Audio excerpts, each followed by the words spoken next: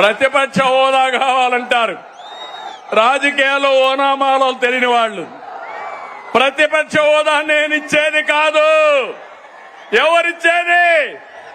ఎవరిచ్చేది చెప్పండి. మీరిచ్చేది ప్రతిపక్ష హోదా.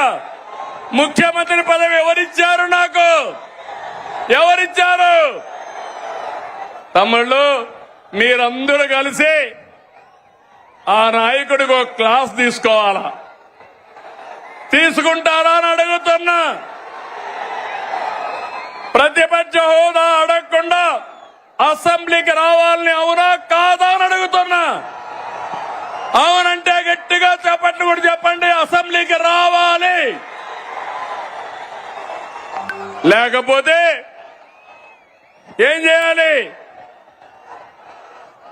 రాజకీయాలకు అర్హులా ఇలాంటి వాళ్ళని అడుగుతున్నాను మిమ్మల్ని.